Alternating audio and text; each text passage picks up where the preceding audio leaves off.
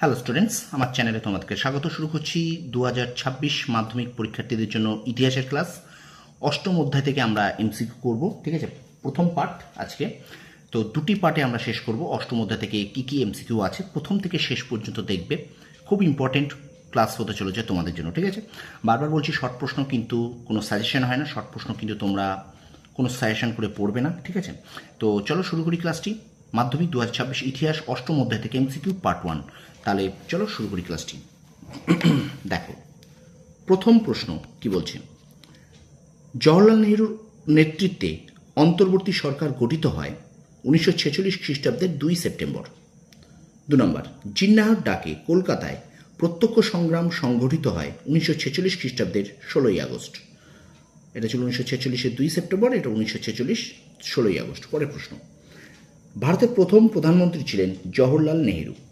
তারপরে প্রশ্ন, ভারতের প্রথম উপপ্রধানমন্ত্রী ছিলেন বল্লভভাই প্যাটেল। নেক্সট প্রশ্ন, ভারতের রাজনীতিতে লৌহ মানব বলে পরিচিত ছিলেন সর্দার বল্লভভাই প্যাটেল।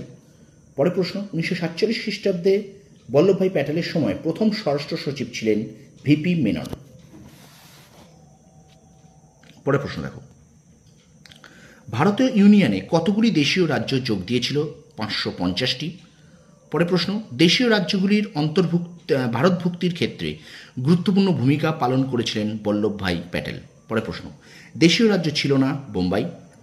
পরের প্রশ্ন, যে দেশীয় রাজ্যটি গণভোটের মাধ্যমে ভারতীয় ইউনিয়নে অন্তর্ভুক্ত হয়? জুনাগড়। পরের প্রশ্ন, ভারতের স্বাধীনতার প্রাক্কালে জুনাগড়ের নবাব কে ছিলেন? তৃতীয় মোহাম্মদ খানজি।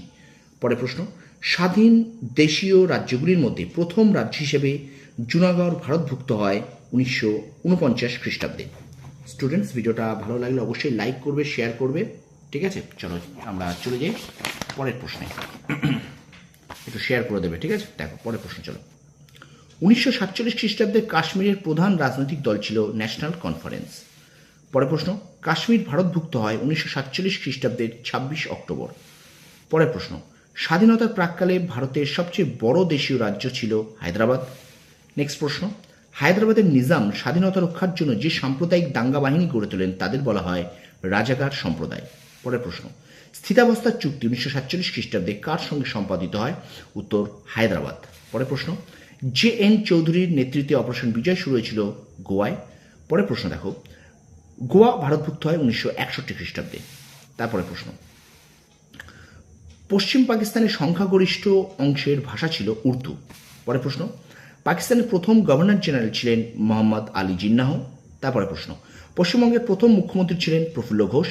পরের প্রশ্ন, সভ্যতার সংকট গ্রন্থের লেখক রবীন্দ্রনাথ ঠাকুর। পরের প্রশ্ন দেখো, ভারত স্বাধীন হলো, ইন্ডিয়া উইন্স ফ্রিডম গ্রন্থটি কার লেখা? মৌলানা আবুল কালাম আজাদ। পরের প্রশ্ন, ভারতের স্বাধীনতা লাভের পর উদ্বাস্তু সমস্যার সম্মুখীন হতে হয়েছিল বাংলাকে। পরের প্রশ্ন, Pakistan or partition of India গ্রন্থটির লেখক হলেন ভীমরাও আম্বেদকর। পরের প্রশ্ন, উদ্বাস্তু গ্রন্থের রচয়িতা হিরণময় বন্দ্যোপাধ্যায়। পরের প্রশ্ন, পাথওয়ে টু পাকিস্তান গ্রন্থের রচয়িতা চৌধুরী খালিকুজ্জামান। পরের প্রশ্ন, ট্রেন টু পাকিস্তান গ্রন্থটি লিখেছিলেন Khushwant Singh. The shadow lines গ্রন্থের লেখক অমিতাভ ঘোষ।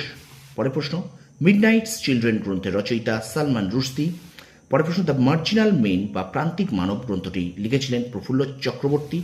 পরের প্রশ্ন, স্বাধীনতা স্বাদ গ্রন্থটি রচয়িতা হলেন মানিক বন্দ্যোপাধ্যায়। পরের প্রশ্ন, আগুন পাখি উপন্যাসটি রচনা করেন হাসান আজিজুল হক। এবং শেষ প্রশ্ন, সুপুরি বনের শাড়ি গ্রন্থটির লেখক হলেন শঙ্খ ঘোষ। তো এই ছিল অষ্টম অধ্যায় থেকে এমসিকিউ পার্ট 1। ভিডিওটা ভালো লাগলে অবশ্যই লাইক করবে, কমেন্ট করবে, বন্ধুদের মাঝে বেশি শেয়ার করবে। আর আমার চ্যানেলে যদি নতুন হয়ে থাকো অবশ্যই চ্যানেলটাকে সাবস্ক্রাইব করে পাশে থাকা বেল আইকনটি প্রেস করে রাখো। তোমরা সফল হও, তোমাদের সাফল্য কামনা করি। ধন্যবাদ।